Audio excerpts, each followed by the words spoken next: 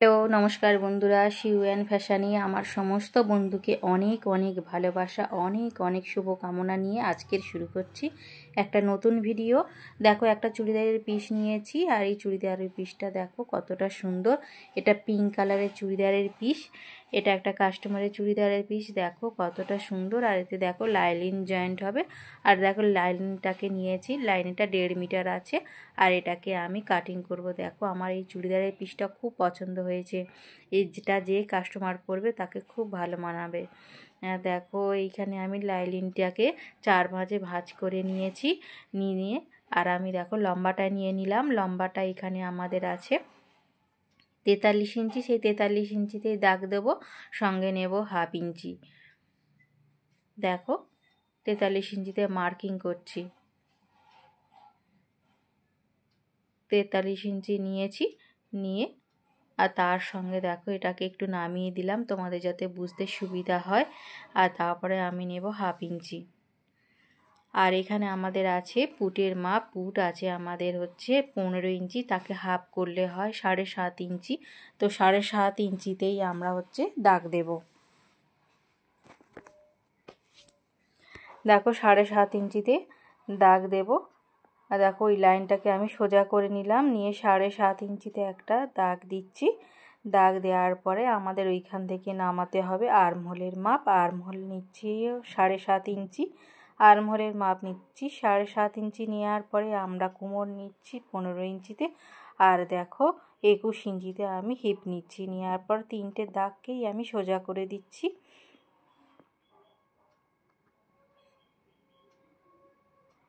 দেওয়ার পরে দেখো ওখান থেকে আমি যে আর্মহোলের লাইনটাকে সোজা করে দিলাম। আর এখানে গলার সাইডে নিচ্ছি 3 ইঞ্চি আর 1/2 ইঞ্চি ডাউন করে দিলাম।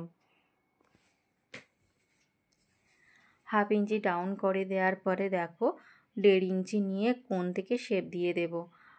আর এখানে ছাতির মাপ নিতে হবে। ছাতিকে তোমাদের যা থাকবে তাকে 4 দিয়ে ভাগ করবে, করে তারপরে 2 ইঞ্চি লুজিং নেবে। 2 ইঞ্চি 3 ইঞ্চিও তোমরা লুজিং নিতে পারো। দেখো আমি 1/2 ইঞ্চি করে লুজিং নিয়ে নিয়েছি। নেওয়ার পরে দেখো কোমরকেও আমি 4 দিয়ে ভাগ করেছি, করে আমি হচ্ছে 2 ইঞ্চি লুজিং নেব। আর দেখো 1/2 ইঞ্চি নিয়ে নিলাম। হিপটাকেও 4 দিয়ে ভাগ করেছি, করে লুজিং নিতে হবে। এই যে বলছি 2 ইঞ্চি লুজিং, 2 ইঞ্চি লুজিংকেও তোমাদের একে 4 দিয়ে ভাগ করতে হবে। 2 ইঞ্চি লুজিংকেও 4 দিয়ে ভাগ করে নিতে হবে। নেওয়ার পরে তোমাদের হচ্ছে এক্সট্রা সেলাই মার্জিন নিতে হবে 2 ইঞ্চি কি 1.5 ইঞ্চি।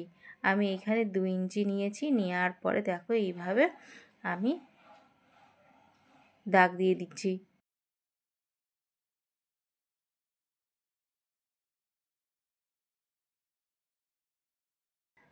দেখো আমি কোথায় থেকে সেলাই মার্জিন নিলাম, কোথায় হচ্ছে ফিটিংসের মাপ নিলাম, সেটা সমস্তটা ভালো করে ফলো করো।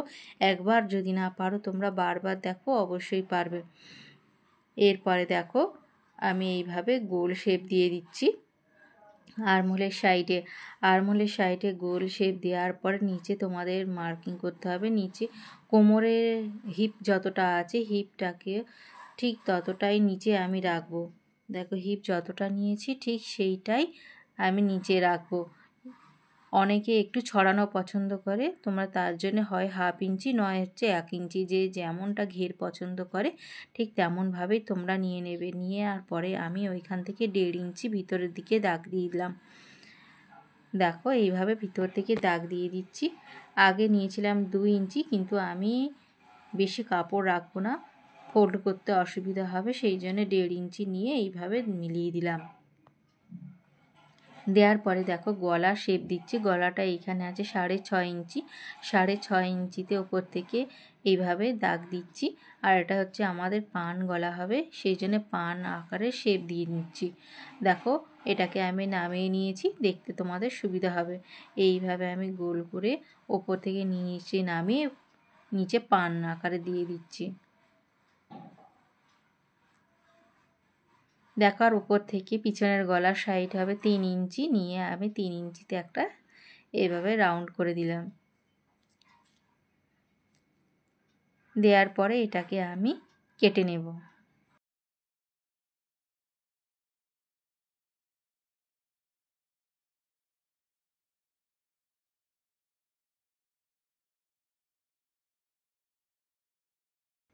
বন্ধুরা তোমরা অবশ্যই ছাতিকে 4 দিয়ে ভাগ করবে, করে 2 কি 3 ইঞ্চি লুজিং নেবে, তারপরে অবশ্যই তোমরা সেলাই মার্জিন নেবে 2 ইঞ্চি কি 1.5 ইঞ্চি। এটা অবশ্যই মাথায় রাখবে।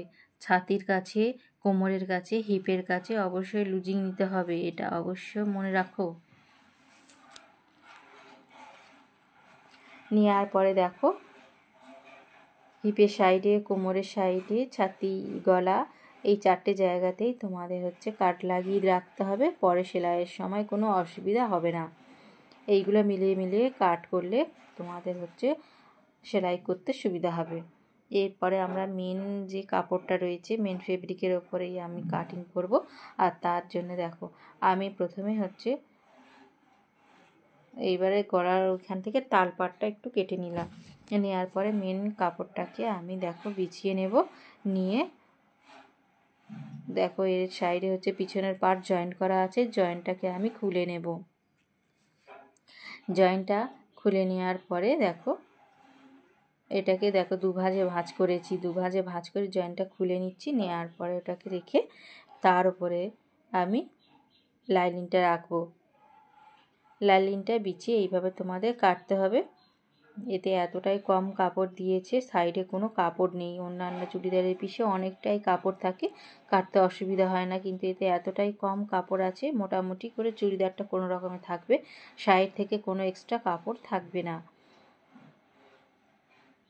এইভাবে দেখো কাপড়টাকে কেটে নিচ্ছি।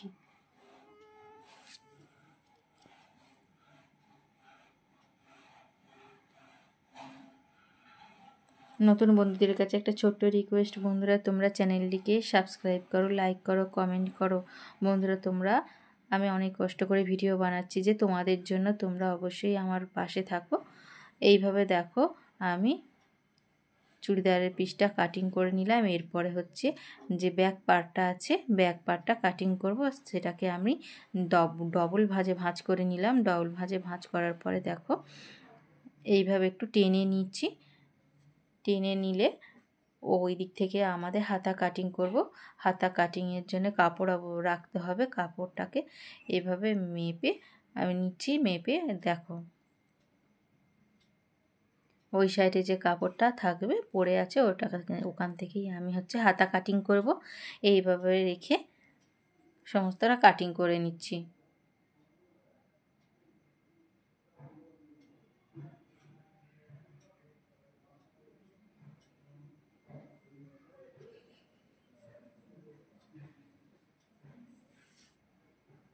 দেখো কাটিং করা হয়ে গেল। এরপরে হাতা কাটিং করব। হাতা কাটিংয়ের জন্য যে কাপড়টুকু পড়ে আছে অনেকটা কম কাপড়, বলছি কিভাবে 15 ইঞ্চিতে কাটিং করব বুঝতে পারছি না। এইভাবে পরে আমি কাটিং করব। বন্ধুরা চ্যানেলটিকে অবশ্যই সাবস্ক্রাইব, লাইক করবেন। আর ভিডিওটা এখানেই শেষ করছি। ভালো থাকবেন, সুস্থ থাকবেন। আজকের মতো বিদায় নিলাম, টাটা।